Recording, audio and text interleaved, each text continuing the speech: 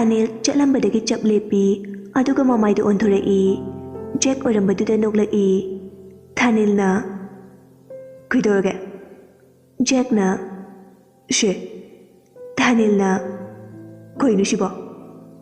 chithine ore nungdang na thanda pao ayang pa kumpiro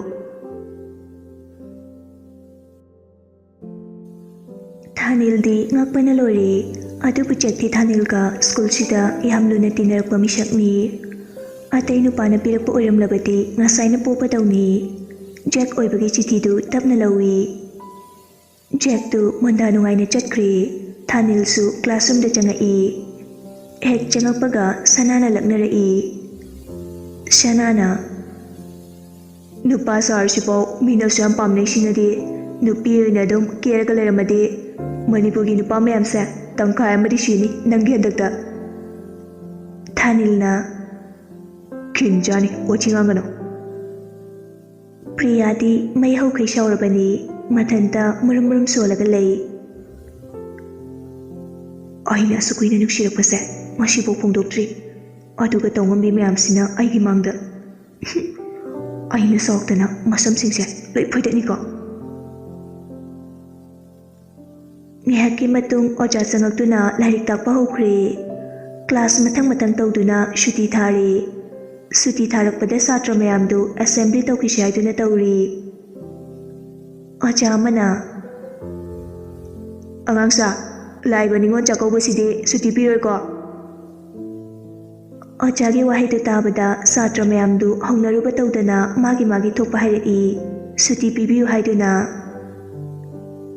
Satra mayamgi matawdu ubada oja mayamdu sunoi Oja amana mu nokfe tawraga hairei Mamangi chayi singdadi chakawbu numi khaltane suti piba adubu handakti 3 days ni pirani chakawbu nonganbada Sunday amuk laire puna 4 days ni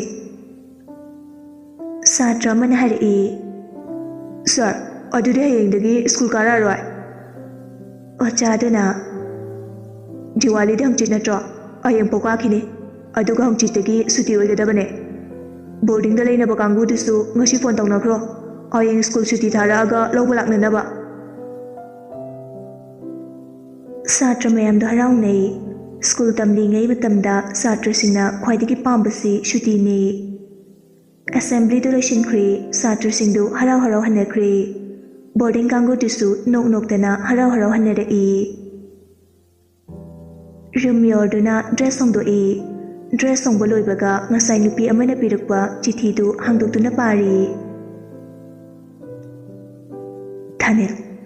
aibu tawngambini haina khanbigano thamoigi oiba asengbada adu haijabane ai nangbu nungsiye nang nupini haiba I khangi adubu karigino khangde aina nangbu asuk nungsiruriba Thanil nang aigi wase accept tawbiraba aina sunangi damakta punsigi lepangamgani nangga aiga school sida ahanba thengnakhiba numita adudagi aina nangbu nungsikhrabane nafamda phongdokpa ngamdabagi leibane adubu thawna pomba putoktuna ngasidi nafamda hairabane ai nangbu thamoisina nungsiye Thanil matang shaida loisilage nangi pakhum khawrang nangaijari athoi Chithi do paba loibaga mayam do loine no I Priya suno I adubu sauningbadi fauribani Lintoina sak phajaba kaise ya ponte ni midi arti na sunangbu faraga koina ni hayubane magi nupada kainari adu sunangi maramgi aduna arti di koitaba yarko Shanana is arti do ngasai kaplagal ambane bye jagi chithi du suputoro parse Thanil su hoi harduna puthorei chithi do hek hangdokpaga Thanil lab Jack haina tharami madu ubada Lintoina Kinu Thanil nangbu Jack koinabra aikhoida haidaba Shanana Kaidigi koide sum thareine longkano tumina pase adu hairaga kari no iribadu haiduna mayamdu yengi Thanil nangai bulana loganuko ngasi fawba nangga loinarappada nangi nakon aina chapchana khangi ado nangbu marup amagum khanbadi ngasi faw ai ngamdri aina si haibagi nang aibu sawgano ꯑꯩ ꯅꯪꯕꯨ ꯊꯃꯣꯏ ꯁꯦꯡꯅ ꯅꯨꯡꯁꯤꯌꯦ ꯋꯥꯍꯩꯁꯦ ꯐꯣꯡꯗꯣꯛꯇꯅ ꯊꯝꯒꯦ ꯈꯟꯖꯕꯅꯤ ꯑꯗꯨꯕꯨ ꯅꯪꯒꯤ ꯃꯤꯅꯣꯛ ꯎꯔꯒ ꯅꯪꯒꯤ ꯋꯥꯍꯩ ꯇꯥꯔꯒ ꯑꯩꯒꯤ ꯊꯃꯣꯏꯁꯦ ꯇꯨꯃꯤꯟꯅ ꯂꯩꯕ ꯉꯝꯗ꯭ꯔꯦ ꯑꯩꯒꯤ ꯋꯥꯁꯦ ꯅꯪꯅ ꯑꯦꯛꯁꯦꯞ ꯇꯧꯔꯛꯑꯣꯏ ꯍꯥꯏꯕ ꯑꯩ ꯈꯪꯉꯤ ꯑꯗꯨꯕꯨ ꯅꯪ ꯅꯨꯄꯤꯅꯤ ꯅꯪꯅ ꯅꯨꯄꯥ ꯁꯥꯔꯒ ꯀꯌꯥꯝ ꯀꯨꯏꯅ ꯂꯩꯈꯤꯅꯤ ꯅꯨꯄꯤ ꯀꯣꯏꯗꯨꯅ ꯂꯧꯅ ꯂꯩꯅꯕ ꯌꯥꯒꯗ꯭ꯔꯥ ꯃꯗꯣ ꯑꯩꯈꯣꯏꯒꯤ ꯁꯃꯥꯖꯁꯤꯗꯗꯤ ꯆꯠꯅꯗꯦ ꯊꯥꯅꯦ ꯅꯪꯅ ꯅꯨꯄꯤ ꯑꯣꯜꯂꯛꯄꯗꯣ ꯑꯩ ꯉꯥꯏꯒꯦ ꯅꯪꯅꯁꯨ ꯃꯗꯨꯒꯤ ꯊꯧꯅꯥꯗꯣ ꯑꯩꯉꯣꯟꯗ ꯄꯤꯕꯤꯌꯨ ꯑꯩꯅ ꯍꯥꯏꯔꯤꯁꯦ ꯅꯪꯕꯨ ꯅꯨꯡꯁꯤꯕꯒꯤꯅꯦ ꯉꯁꯤ ꯍꯌꯦꯡꯃꯛ ꯄꯥꯎꯈꯨꯝ ꯄꯤꯔꯛꯇ꯭ꯔꯕꯁꯨ ꯌꯥꯅꯤ ꯊꯥ ꯀꯌꯥ ꯆꯍꯤ ꯀꯌా ꯉꯥꯏꯌꯨ ꯍꯥꯏꯔꯕꯁꯨ ꯑꯩ ꯉꯥꯏꯒꯅꯤ ꯅꯪꯒꯤ ꯄꯥꯎꯈꯨꯝꯇꯕꯨ ꯈꯧꯔꯥꯡꯅ ꯉꯥꯏꯈꯤꯅꯤ ꯁ꯭ꯋꯥꯏꯗ ꯂꯣꯏꯁꯤꯜꯂꯒꯦꯀꯣ ꯃꯥꯏ ꯂꯚ ꯅꯪꯒꯤ ꯐ꯭ꯌꯨꯆꯔ ꯍꯁꯕꯦꯟ ꯖꯦꯛ ꯂꯨꯋꯥ ꯃꯌꯥꯝꯗꯨ ꯑꯃꯨꯛꯀ ꯍꯦꯟꯅ ꯀꯟꯅ ꯅꯣꯛꯂꯛꯏ ꯄ꯭ꯔꯤꯌꯥꯅ ꯐ꯭ꯌꯨꯆꯔ ꯍꯁꯕꯦꯟ ꯍꯥꯏꯁꯤꯗꯤ ꯁꯅꯥꯅ ꯑꯩ ꯁꯤꯔꯦꯗ ꯑꯗꯨꯅꯦ ꯌꯥꯝ ꯅꯣꯛꯅꯤꯡꯗ꯭ꯔꯣ ꯃꯥꯏ ꯈꯨꯍꯥꯏꯁꯦ ꯚꯥꯏ ꯅꯪ ꯀꯝꯗꯧꯒꯦꯕ ꯅꯁꯥ ꯈꯪꯗꯅ ꯃꯤꯗꯤ ꯃꯇꯨ ꯑꯣꯏ ꯂꯩꯔꯝꯃꯦ ꯊꯥꯅꯤꯜꯅ ꯑꯣꯏꯔꯣꯡꯒꯤ ꯃꯇꯨꯔꯣ ꯅꯪꯁꯨ ꯌꯥꯎꯅ ꯀꯔꯤꯝ ꯅꯣꯛꯀꯅꯨꯀꯣ ꯁꯣꯛꯀꯅꯤ ꯋꯥꯊꯤ ꯋꯥꯔꯦꯝ ꯃꯌꯥꯝꯁꯦ ꯄꯦꯜꯂ ꯄꯣꯠꯅꯤ ꯉꯥꯏꯍꯥꯛ ꯂꯩꯔꯗꯤ ꯇ꯭ꯌꯨꯁꯟꯒꯤ ꯑꯣꯖꯥ ꯂꯥꯛꯑꯅꯤ ꯉꯥꯏꯍꯥꯛꯇ ꯇꯨꯝꯍꯧꯁꯦ ꯊꯥꯅꯤꯜ ꯑꯗꯨ ꯍꯥꯏꯔꯒ ꯐꯃꯨꯡꯗ ꯀꯥꯈꯠꯈ꯭ꯔꯦ ꯁꯅꯥ ꯃꯃꯤꯠ ꯂꯥꯎꯊꯣꯛꯂꯒ ꯍꯥꯏꯔꯛꯏ ꯁꯅꯥꯅ ꯑꯥꯏ ꯃꯣꯖꯥ ꯇꯣꯡꯉꯨꯕꯒꯤ ꯅꯈꯣꯡꯗꯨ ꯐꯥꯎꯗꯤ ꯍꯥꯝꯗꯣꯛꯂꯒ ꯇꯨꯝꯃꯨꯗꯅ ꯃꯅꯝ ꯅꯨꯡꯁꯤ ꯂꯣꯏꯔꯝꯃꯅꯤ ꯊꯥꯅꯤꯜꯅ ꯅꯪꯒꯤ ꯅꯇꯧ ꯅꯠꯇꯦ ꯍꯣꯔꯦꯟ ꯇ꯭ꯌꯨꯁꯟ ꯀꯨꯝꯃꯝꯗꯥꯏꯗ ꯍꯥꯝꯗꯣꯏꯅꯦ ꯑꯩ ꯇꯨꯝꯒꯦ ꯌꯦꯜꯂꯛꯀꯅꯣ ꯅꯪꯅ ꯀꯌꯥꯝ ꯅꯥꯜꯂꯗꯅ ꯊꯥꯅꯤꯜ ꯑꯗꯨ ꯍꯥꯏꯔꯝꯂꯒ ꯃꯆꯤꯟꯗꯨ ꯃꯨꯔꯨꯝ ꯃꯨꯔꯨꯝ ꯁꯣꯜꯂꯤ ꯇꯞꯅ ꯃꯃꯤꯠꯇꯨꯁꯨ ꯎꯏꯁꯤꯟꯈ꯭ꯔꯦ ꯁꯅꯥꯗꯤ ꯏꯔꯨꯖꯅꯤ ꯍꯥꯏꯗꯨꯅ ꯆꯪꯈ꯭ꯔꯦ ꯇꯁꯦꯡꯅ ꯁ꯭ꯀꯨꯜꯁꯤꯗ ꯁꯅꯥꯕꯨ ꯄꯥꯝꯖꯕ ꯅꯨꯄꯤ ꯅꯨꯄꯥ ꯃꯌꯥꯝ ꯌꯥꯎꯔꯤꯕꯅꯤ ꯑꯗꯨꯕꯨ ꯁꯅꯥꯒ ꯀꯦꯕꯤꯒ ꯀꯣꯏꯅꯩ ꯍꯥꯏꯕꯁꯤ ꯁꯥꯇ꯭ꯔ ꯈꯛꯇ ꯅꯠꯇꯅ ꯑꯣꯖꯥꯁꯤꯡꯅ ꯄꯥꯎ ꯈꯪꯕ ꯌꯥꯎꯔꯤꯕꯅꯤ ꯀꯦꯕꯤ ꯃꯤ ꯈꯠꯅꯕ ꯌꯥꯝꯅ ꯇꯟꯗꯦ ꯌꯥꯝꯅꯁꯨ ꯐꯥꯎꯏ ꯑꯗꯨꯅꯁꯨ ꯃꯥꯒ ꯃꯥꯟꯅꯕ ꯇꯟꯕꯒꯤ ꯁꯅꯥꯗ ꯀꯅꯥꯅꯁꯨ ꯀꯥꯔꯟ ꯇꯥꯔꯛꯇ꯭ꯔꯤꯕꯅꯤ ꯅꯨꯡꯁꯤ ꯄꯥꯝꯃꯤ ꯍꯥꯏꯔꯛꯇ꯭ꯔꯤꯕꯅꯤ ꯅꯨꯄꯥ ꯍꯥꯏꯕ ꯂꯩꯇꯦ ꯅꯨꯄꯤ ꯍꯥꯏꯕ ꯂꯩꯇꯦ ꯑꯣꯟꯁꯤꯟꯅꯗꯨꯅ ꯍꯦꯛꯇ ꯈꯟꯅꯩ ꯕꯣꯔꯗꯤꯡꯒꯤ ꯁꯥꯇ꯭ꯔ ꯃꯌꯥꯝꯗꯨ ꯃꯌꯨꯝꯗ ꯐꯣꯟ ꯇꯧꯗꯨꯅ ꯍꯌꯦꯡ ꯂꯧꯕ ꯂꯥꯛꯄꯒꯤ ꯋꯥ ꯍꯥꯏꯅꯈ꯭ꯔꯦ ꯃꯊꯪꯒꯤ ꯅꯨꯃꯤꯠꯅꯤ ꯕꯣꯔꯗꯤꯡꯒꯤ ꯁꯥꯇ꯭ꯔꯁꯤꯡꯗꯨ ꯁ꯭ꯀꯨꯜ ꯃꯔꯤ ꯃꯔꯤ ꯂꯥꯛꯅꯔꯤ ꯊꯥꯅꯤꯜ ꯍꯣꯏꯁꯨ ꯃꯣꯏꯒꯤ ꯄꯥꯔꯇꯤꯒ ꯄꯨꯟꯅ ꯂꯥꯛꯏ ꯑꯊꯣꯏꯗꯨ ꯊꯥꯅꯤꯜ ꯂꯥꯛꯄ ꯃꯃꯥꯟꯅꯕꯤ ꯈꯔꯒ ꯉꯥꯏꯗꯨꯅ ꯂꯩꯔꯝꯃꯤ ꯊꯥꯅꯤꯜ ꯂꯥꯛꯄ ꯎꯕꯗ ꯍꯔꯥꯎꯅ ꯅꯣꯛꯂꯛꯏ ꯊꯥꯅꯤꯜꯁꯨ ꯅꯣꯛꯐꯦꯠ ꯇꯧꯏ ꯑꯊꯣꯏꯅ ꯂꯥꯛꯑꯕ ꯀꯩ ꯏꯟꯖꯥꯡ ꯆꯥꯔꯛꯀꯦ ꯊꯥꯅꯤꯜꯅ ꯕꯣꯔꯗꯤꯡꯒꯤ ꯌꯦꯟꯁꯥꯡꯗꯤ ꯍꯋꯥꯏ ꯅꯪꯗꯤ ꯑꯩꯗꯤ ꯆꯝꯊꯣꯡ ꯑꯃꯒ ꯀꯥꯡꯍꯧ ꯑꯃꯒ ꯆꯥꯔꯦ ꯑꯗꯨꯗꯤ ꯍꯥꯎꯔꯝꯃꯅꯤ ꯑꯗꯣ ꯁꯦ ꯊꯥꯅꯤꯜ ꯆꯤꯊꯤꯗꯨ ꯄꯤꯔꯝꯂꯒ ꯅꯣꯛꯐꯦꯠ ꯇꯧꯔꯒ ꯀ꯭ꯂꯥꯁꯔꯨꯝ ꯇꯝꯅ ꯆꯪꯈ꯭ꯔꯦ ꯑꯊꯣꯏꯁꯨ ꯍꯔꯥꯎꯅ ꯌꯦꯡꯗꯨꯅ ꯂꯩꯍꯧꯏ ꯆꯦꯗꯨ ꯍꯥꯡꯗꯨꯅ ꯀꯔꯤ ꯏꯔꯛꯄꯅꯣ ꯍꯥꯏꯅ ꯌꯦꯡꯉꯤ ꯑꯅꯧꯕ ꯆꯦ ꯅꯠꯇꯦ ꯑꯊꯣꯏꯅ ꯄꯤꯈꯤꯕ ꯆꯤꯊꯤꯗꯨꯒꯤ ꯑꯍꯥꯡꯕ ꯃꯅꯤꯡꯗ ꯑꯗꯨꯝ ꯏꯔꯛꯄꯅꯤ ꯍꯧꯖꯤꯛꯀꯤ ꯑꯣꯏꯅꯗꯤ ꯃꯔꯨꯞ ꯑꯃꯒꯨꯝ ꯇꯤꯟꯅꯁꯦ ꯑꯗꯨꯝ ꯆꯝꯅ ꯑꯗꯣ ꯑꯩꯅ ꯁꯔꯖꯔꯤ ꯇꯧꯔꯀꯥꯟꯗ ꯑꯣꯏꯅ ꯀꯣꯏꯅꯁꯦ ꯃꯇꯝꯗꯨ ꯌꯧꯗ꯭ꯔꯤꯐꯥꯎ ꯑꯇꯣꯞꯄ ꯑꯗꯨꯝ ꯀꯣꯏꯅꯧ ꯑꯊꯣꯏꯅ ꯀꯩꯅꯣ ꯃꯥ ꯍꯥꯏꯁꯤꯕꯣ ꯑꯁ ꯑꯩ ꯒ꯭ꯌꯥꯟꯒ ꯑꯝꯇ ꯇꯥꯗ꯭ꯔꯤꯗ ꯍꯧꯖꯤꯛꯅ ꯇꯤꯟꯅꯁꯦ ꯍꯥꯏꯕ ꯁꯔꯖꯔꯤ ꯇꯧꯔꯒꯅ ꯀꯣꯏꯅꯁꯦ ꯍꯥꯏꯕ ꯇꯧꯗ꯭ꯔꯤ ꯐꯥꯎꯅ ꯅꯨꯄꯥ ꯀꯣꯏꯌꯨ ꯍꯥꯏꯕ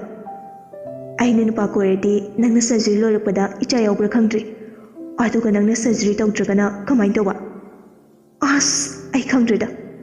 ꯇꯣꯝꯕꯣꯏꯗ ꯀ꯭ꯔꯁ ꯆꯥꯖꯕꯁꯤꯡꯁꯦ ꯁꯨꯃꯥꯏ ꯂꯣꯏ ꯇꯧꯖꯥꯠꯂꯣ ꯑꯊꯣꯏ ꯃꯥꯒꯤ ꯊꯣꯛꯄ ꯄꯉꯥꯡꯗ ꯉꯥꯡꯗꯨꯅ ꯂꯩ ꯃꯃꯥꯟꯅꯕꯤꯗꯨꯅ ꯅꯪ ꯇꯣꯝꯕꯣꯏꯗ ꯉꯥꯎꯕ꯭ꯔꯥ ꯍꯥꯏꯕꯨ ꯕꯖꯥꯔ ꯇꯥꯕ ꯁꯣꯏꯗ꯭ꯔꯕꯅꯦ ꯑꯣꯏꯁꯨ ꯑꯣꯏꯔꯣꯏꯗꯕꯗ ꯑꯗꯨ ꯁꯔꯨꯛ ꯅꯨꯄꯥ ꯊꯕꯛ ꯇꯧꯕ ꯃꯌꯥꯝ ꯍꯥꯏꯔꯛꯏꯗꯣ ꯑꯐꯕ ꯑꯃ ꯈꯜꯂꯒ ꯀꯣꯏꯅꯧ ꯖꯦꯛꯁꯨ ꯉꯁꯥꯏ ꯃꯈꯩ ꯊꯥꯅꯤꯜ ꯂꯥꯛꯄ ꯉꯥꯏꯖꯔꯤꯕꯅꯤ ꯊꯥꯅꯤꯜꯁꯨ ꯖꯦꯛꯇ ꯆꯦ ꯑꯃ ꯄꯤꯔꯛꯏ ꯖꯦꯛ ꯍꯔꯥꯎ ꯍꯔꯥꯎ ꯂꯧꯗꯨꯅ ꯆꯦꯗꯨ ꯍꯥꯡꯗꯨꯅ ꯌꯦꯡꯉꯤ ꯑꯗꯨꯕꯨ ꯃꯥꯅ ꯄꯤꯈꯤꯕ ꯆꯤꯊꯤꯗꯨꯅꯤ ꯄꯤꯔꯛꯂꯤꯕꯗꯨ ꯆꯦꯗꯨ ꯃꯅꯤꯡꯗ ꯑꯣꯟꯗꯨꯅ ꯑꯃꯨꯛ ꯌꯦꯡꯉꯤ ꯀꯔꯤ ꯀꯔꯤ ꯏꯕꯅꯣ ꯍꯥꯏꯅ ꯑꯗꯨꯕꯨ ꯀꯔꯤꯁꯨ ꯏꯔꯝꯗꯦ ꯖꯦꯛꯅ ꯀꯩꯅꯣ ꯚꯥꯏ ꯃꯥꯒꯤꯁꯤꯕꯣ ꯔꯤꯄ꯭ꯂꯥꯏ ꯈꯨꯄꯤꯁꯦ ꯀꯩꯅꯣꯝ ꯇꯧꯗ꯭ꯔꯣ ꯄꯨꯔꯥ ꯕ꯭ꯂꯦꯡꯅꯦ ꯅꯨꯄꯥꯗꯨꯅ ꯁ꯭ꯀꯨꯜꯁꯤꯗ ꯃꯁꯛ ꯐꯖꯕꯤ ꯅꯨꯄꯤ ꯃꯌꯥꯝ ꯂꯩꯁꯦ ꯑꯃ ꯈꯟꯒꯦꯗꯤ ꯂꯩꯇꯦ mathong marum su khangdaba nupara nupira gyan men tadaba lesbian se nangna pami kaina phongdokli dubu kaino lai leiraga leisu khangdabada bai nang oiriko School shuti tharakna satra mayamdu mayumda hanakre boarding kangu dusu khara amana loba laknarami khara amana laknaramdri shanana bai aikoi di loba lai kebi shupuna chakra daune se ai phone number ne horen yum yoraga phone taro ayeng koi balake kebi ga priya nang so ing chatuk bi leramo koi ba chatlu seba nangi number di lere ai horen tawrage ko Thanel ga Priya ga su sana hoi tindor e sana ga kebi ga khangna basi yum gi mi loine khangnei aduna kebi gi yum da phone tawduna sana hoi ga chatlage hai khre ngihaki matung Thanel hoi gi mapa su lobala e ikan kanadana Priya hoi gi sula e Thanel mayum hege opaga ma ai phone de piro Surjit na alakpaga phone hana thiraba Thanil na me imanubi myam phone tawdoine number pire Surjit na adubu ngihakta sungai khudana Mangal pokadre me amasu macha halakpagi makhol tarduna thori icha yawre edana lao is sakase am phajathome udaba kuirabagi ra kaino Thanil na ꯍꯥꯟꯅꯗꯒꯤ ꯑꯗꯨꯝ ꯐꯖꯩꯗꯨꯗꯤ ꯑꯗꯨꯃ ꯑꯩꯒꯤ phone ꯄꯤꯔꯛꯑꯣ ꯂꯩꯕꯅꯤ ꯂꯥꯎ ꯏꯃꯨꯡꯗ ꯍꯥꯟꯅ ꯆꯪꯈꯤꯁꯤ ꯅꯪ ꯇꯥꯃꯣꯁꯨ ꯌꯨꯝꯗ ꯊꯣꯔꯛꯑꯕꯅꯤꯀꯣ ꯂꯝ ꯍꯦꯟꯖꯅꯨ ꯀꯩꯗꯧꯉꯩ ꯂꯥꯛꯏꯕ ꯍꯧꯖꯤꯛ ꯂꯩꯕ꯭ꯔꯥ ꯃꯃꯥꯟꯅꯕ ꯍꯣꯏꯗ ꯆꯠꯈꯤꯕꯅꯦ ꯉꯔꯥꯡ ꯂꯥꯛꯑꯦ ꯑꯩꯅ ꯍꯟꯗꯛꯇꯤ ꯆꯥꯛꯀꯧꯕ ꯌꯥꯎꯗꯕ ꯌꯥꯔꯣꯏꯅ ꯀꯧꯊꯣꯛꯂꯤꯕꯅꯤ ꯃꯃꯥ ꯃꯆꯥꯗꯨ ꯋꯥꯔꯤ ꯁꯥꯟꯅꯗꯅ ꯏꯃꯨꯡꯗ ꯆꯪꯉꯛꯏ Thanil mamadagi phone do lauraga magi kada changai phone do hek paibaga benu da hana call tawi adubu waiting lerami Thanil sawning bana masadu yadre mana khalibadu chumamadra haina benu somda changa wari sanabani adubu itha thajadana Thanil gi number do waiting phawjilapadu da masadu shwai lawi benu na bye ai thamage ko khona torake Thanil ni mal aba mali waiting thengakre mai horamani Channa adu da khangde ahing sobe yaro ko phone da thambaga Thanil da mu call back tore Thanil na nowa waisha na bulorega ingon da tore ki no torkono thomo benu na shauno changa sanabani thajatraga screenshot harke yare ayengoi Tamo imanabising phone tawkige yum yawre haigidoine Thanil adu haraga phone do kakthali mamanabising do phone tawduna yawre hainakre pirakliba number mayam du shape loina tawsili asumna namit do hawkre mathangi namit ni mahiren yam nana loisinduna lai Sintha su chamna geduna mamada hairamnaga tholai Sintha thorapa ubada mahirena wa kari ku bajana ai ding si thanambaga ngamuidorine nokfe toraga mong hadana lakliba Sintha bu thawaita na yengi Sintha yoropaga gari ki thongda hangdukpire mahirena happy Diwali adu haraga leichagun ama pire Yamlaba gift mayam amaga achapot mayam amaga loinena Sintha ikaina mamai do leithoklaga nokmi tawduna lepli mahirena kyam kuina lepkidoino nan muke dumaina nomaina banjani Sintha wahi do tabada masadu pakhatli nomai Sintha adu haraga gari manungda phanchong silai mahirena is kaina toy achapose aituiramani dadana phagi tawbane Thanil ngarangdagi sauduna benuda call tawdrabani fana saunarabasu unaraga nungaitabasindu hainage khanbani mamal atangba achapot makhal kaya फर्चरब candle कया सुयावरी अतोप gift खर सुयावरी Thanil git mayam du puraga mayumdagi monda nungaina magi dayo du thoraga thorai. Khitang chathoklaga Benu da call tawi. Ring di chatli adu pairakte. Tanja duda laikai gi angang nupi ama lai. Angang aduna Che Thanil noi sai da manungi pukri mapalda lehubane. Oh, oi oi. Thanil gari du thoraga pukri rom da amuk lai. Uri Changa punna nupani ga wari sanadana nok nok tana laibadu. Thanil phone du loktholaga tawshili. Benu phone laglibadu yenglaga oktabi flight mutu thamjili. Thanil di loina uribani yam sauna Benu gi manakti changi. Thanil lakpa ubada Benu di masadu pakatpane yadre. Thanil yoksulakpana hali Benu na wa matangang banang haude. Thanil yam sauna Benu gi khajaida kupangna anirak on dona thajili. Thanil sawe henmanbagi mamitu I mungang silai. Benu sumamai duna duna makutuna nalaga lay. Wanglendu wangangai. Wanglena Kainu taishina Benu sibu kanano yam phabogi maungni ne magise miushitaba kawe. Benu di Thanil gi machingdu khangbani na pakhatli waso ngang bangam jadre. Kari ko mangang lurabadi Thanil na soidana purakani haiba khangi. Thanil yam kakna khumai. Thanil na Nangi na tawna tiye sa aigi nupi ne. Adubu aiti sigumba oktaba nupi chaka tawba sa pamde. Aduna oktaba nang adum lagjaro. Wanglendi ngasay makai Thanil si nupani haina khalubani. Adubu wangangakpada khonjal khara thaibaduda ingangai. Wanglena Koino nuparo nupiro toishiba. Channa Thanil nangi wahidu khare male khara khantaraga ngango. Benu de na purakpane magi maranate. Thanil na Adudi mama sani adabi nangna nupasa namdadi sinbi batari ne. Fare ngasidagi fajana koijaro. Wahai saharam laga Thanil Benu da hana yengdabi prap chatkre. Benu kaplaga tumina lehawi. Channa Bye yarsido. Benu na Bye ay changamagi nang kona lao. Adu haram laga Benu kap tu na chenkre. Som de sana hoishu la haiduna phone darai. Sana na Olo bye ay kulai. Priya sumama na biya makalai. Nang no siya galak ni haidai niya. Ikaw kaya dating na siya no. Thanil tap na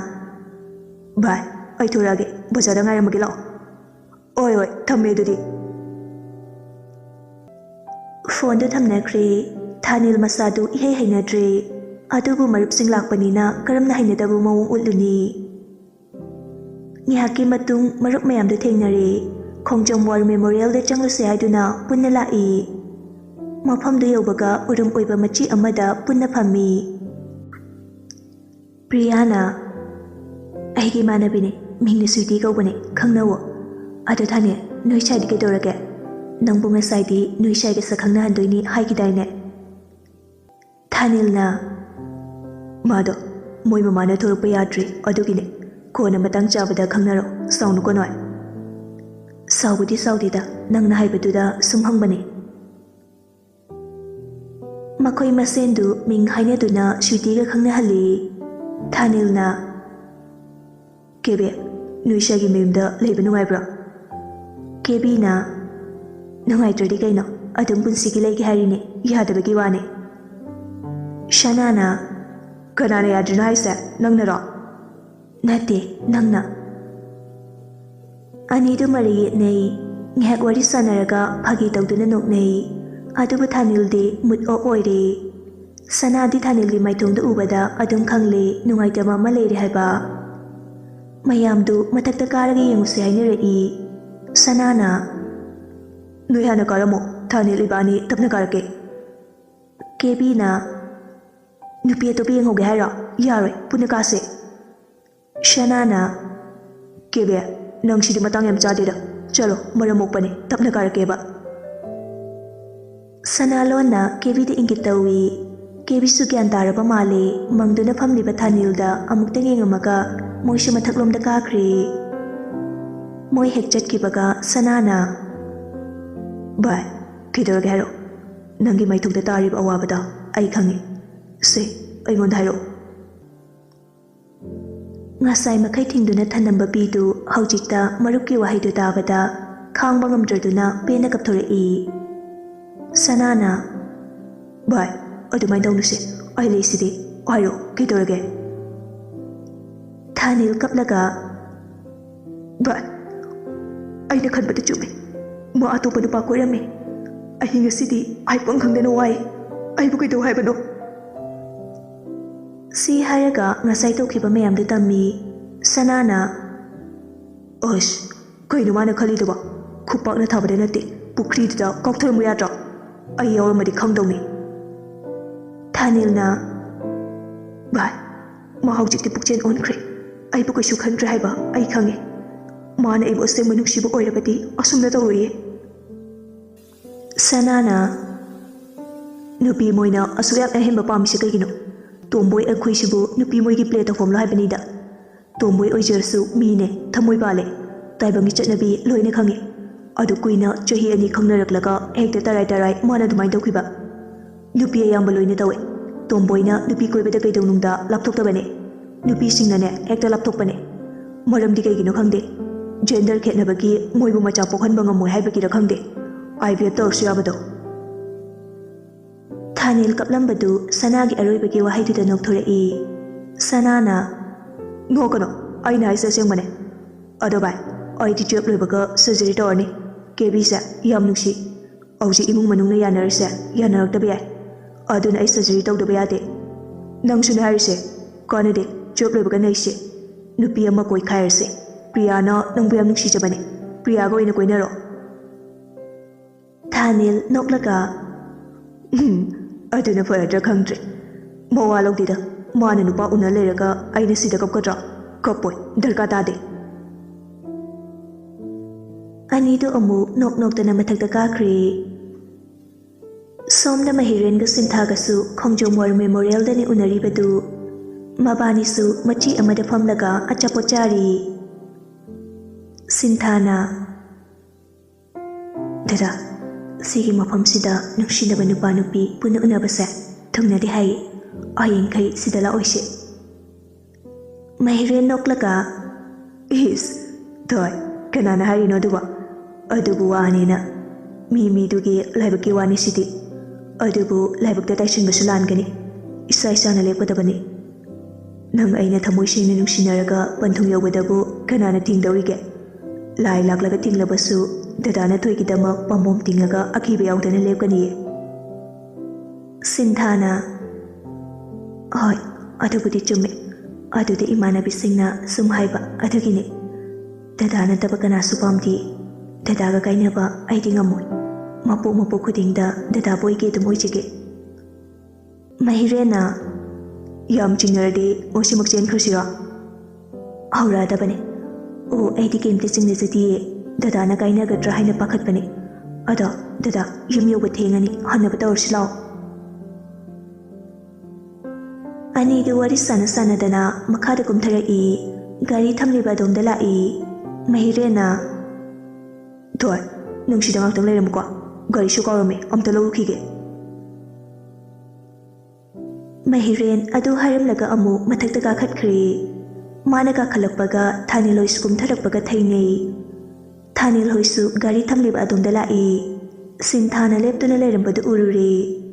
ꯊꯥꯅꯤꯜ ꯃꯥꯒꯤ ꯊꯃꯣꯏꯗ ꯍꯥꯏꯐꯝ ꯈꯪꯗꯕ ꯏꯍꯨꯜ ꯑꯃ ꯐꯥꯎꯔꯛꯄꯒꯨꯝ ꯇꯧꯏ ꯊꯥꯅꯤꯜꯅ ꯚꯥꯏ ꯑꯁꯤꯗ ꯅꯨꯄꯤ ꯑꯃ ꯂꯩꯔꯤꯁꯦ ꯑꯝꯇ ꯌꯦꯡꯉꯣ ꯀꯩ ꯈꯨꯐꯖꯅꯣ ꯑꯁꯨꯛ ꯌꯥꯝ ꯐꯖꯕ ꯅꯨꯄꯤꯁꯤꯕꯣ ꯑꯃꯨꯛꯇ ꯎꯗ꯭ꯔꯤ ꯑꯁ ꯉꯥꯎꯔꯦ ꯁꯤꯗꯤ ꯁꯅꯥꯅ ꯑꯩꯗꯤ ꯉꯁꯥꯏꯅ ꯃꯊꯛꯇ ꯀꯥꯔꯛꯄꯗ ꯎꯔꯦ ꯅꯨꯄꯥ ꯑꯃꯒ ꯌꯥꯝ ꯅꯨꯡꯁꯤꯅꯅ ꯋꯥꯔꯤ ꯁꯥꯟꯅꯧꯕꯅꯦ ꯑꯩꯐꯥꯎ ꯃꯁꯛꯁꯦ ꯉꯥꯎꯔꯤꯕꯅꯦ ꯍꯥꯏꯅꯗꯅ ꯒꯥꯔꯤ ꯃꯅꯥꯛ ꯌꯧꯁꯤꯜꯂꯛꯑꯦ ꯊꯥꯅꯤꯜ ꯃꯥꯅ ꯕꯦꯅꯨꯗ ꯄꯤꯒꯦ ꯍꯥꯏꯅ ꯂꯩꯖꯕ ꯒꯤꯐ ꯃꯌꯥꯝꯗꯨ ꯒꯥꯔꯤꯗꯒꯤ ꯄꯨꯟꯅ ꯂꯧꯊꯣꯔꯛꯏ ꯑꯗꯨꯒ ꯁꯤꯟꯊꯥꯒꯤ ꯃꯅꯥꯛꯇ ꯇꯞꯅ ꯆꯪꯁꯤꯜꯂꯛꯏ ꯊꯥꯅꯤꯜꯅ ꯀꯩꯅꯣꯝꯗ ꯁꯤꯟꯊꯥꯁꯨ ꯇꯥꯗꯨꯅ ꯃꯃꯥꯏꯗꯨ ꯂꯩꯊꯣꯔꯛꯏ ꯁꯤꯟꯊꯥ ꯇꯞꯅ ꯀꯔꯤ Dynalika ꯂꯥꯟꯅꯗꯤ ꯂꯧꯕꯤꯒꯅꯨꯀꯣ ꯁꯣꯝꯒꯤ ꯁꯛꯁꯦ ꯀꯔꯤ ꯈꯨꯐꯖꯅꯣ ꯅꯣꯏ ꯁ꯭ꯋꯥꯏꯗ ꯃꯔꯥꯏꯕꯛ ꯌꯥꯝꯅ ꯐꯩ ꯍꯟꯗꯛ ꯃꯄꯣꯛꯁꯤꯗ ꯅꯪꯕꯨ ꯑꯣꯏꯕ ꯐꯪꯗ꯭ꯔꯕꯁꯨ ꯃꯊꯪ ꯃꯄꯣꯛꯇꯗꯤ ꯑꯩꯒꯤ ꯑꯣꯏꯖꯒꯦ ꯁꯦ ꯒꯤꯐꯁꯦ ꯂꯧꯕꯤꯌꯣ ꯁꯨꯝ ꯆꯝꯅ ꯄꯤꯕꯅꯦ ꯍꯦꯄꯤ ꯗꯤꯋꯥꯂꯤ Sinthana kꯩꯁꯨ ꯀꯥꯏꯗꯦ ꯑꯗꯣ ꯒꯤꯐꯁꯦ ꯌꯥꯝꯅ ꯌꯥꯝꯃꯦ ꯀꯩꯁꯨ ꯌꯥꯝꯗꯕꯅꯦ ꯅꯪꯅ ꯑꯩꯒꯤ ꯒꯤꯐꯁꯦ ꯂꯧꯕꯤꯔꯕ ꯃꯄꯣꯛꯁꯤꯃꯒꯤ ꯑꯣꯏꯅ ꯄꯣꯛꯄꯒꯤ ꯃꯍꯩ ꯌꯥꯜꯂꯅꯤ ꯑꯗꯣ ꯀꯩ ꯃꯤꯡ ꯀꯧꯒꯦ ꯑꯩꯒꯤꯗꯤ ꯊꯥꯅꯤꯜ ꯀꯧꯋꯦ ꯍꯣꯏ ꯅꯪꯅ ꯑꯗꯨꯃꯥꯏꯅ ꯍꯥꯏꯔꯗꯤ ꯑꯩ ꯂꯧꯔꯒꯦ ꯅꯪꯒꯤ ꯒꯤꯐꯁꯦ ꯑꯩꯒꯤ ꯃꯤꯡꯅ Sintha ꯀꯧꯋꯦ ꯑꯣ ꯃꯤꯡꯁꯨ ꯌꯥꯝ ꯐꯖꯩ ꯁꯛꯀ ꯆꯥꯅꯩꯌꯦ Sinthaꯁꯨ ꯅꯣꯛꯂꯒ ꯒꯤꯐꯇꯨ ꯀꯔꯤꯁꯨ ꯈꯟꯗꯅ ꯂꯧꯏ ꯉꯁꯥꯏ ꯃꯍꯤꯔꯦꯅ ꯄꯤꯔꯛꯄ ꯂꯩ ꯆꯕꯨꯟꯗꯣ ꯇꯟꯖꯥꯗꯨꯗ ꯅꯤꯡꯁꯤꯡꯉꯛꯏ Sintha ꯒꯥꯔꯤ ꯃꯅꯨꯡꯗ ꯊꯝꯂꯤꯕ ꯂꯩ ꯆꯕꯨꯟ ꯑꯗꯨꯗꯒꯤ ꯐꯖꯔꯕ ꯔꯦꯗ ꯔꯣꯁ ꯑꯃ ꯈꯜꯂꯒ ꯆꯠꯂꯤ Sinthana ꯁꯦ ꯁꯤꯅ ꯅꯪꯒꯤꯅꯦ ꯑꯩꯕꯨ ꯅꯨꯡꯁꯤꯕꯤꯕꯒꯤ ꯁꯣꯝꯕꯨ ꯊꯥꯒꯠꯆꯔꯤ ꯍꯦꯄꯤ ꯗꯤꯋꯥꯂꯤ ꯃꯍꯤꯔꯦꯟ ꯁꯣꯗꯣ ꯂꯧꯔꯒ ꯀꯨꯝꯊꯔꯛꯏ Sinthana ꯃꯈꯨꯠꯇ ꯄꯣꯠꯆꯩ ꯃꯌꯥꯝ ꯄꯥꯏꯔꯝꯕꯗꯨꯗ ꯈꯔꯗꯤ ꯉꯛꯏ ꯑꯗꯨꯕꯨ ꯀꯔꯤꯁꯨ ꯍꯥꯏꯗꯦ Sinthaꯒꯤ ꯊꯣꯡꯗꯣ ꯍꯥꯡꯗꯣꯛꯄꯤꯔꯒ ꯃꯍꯤꯔꯦꯟꯅ ꯊꯣꯏ ꯆꯠꯂꯁꯤ ꯀꯥꯈꯠꯂꯣ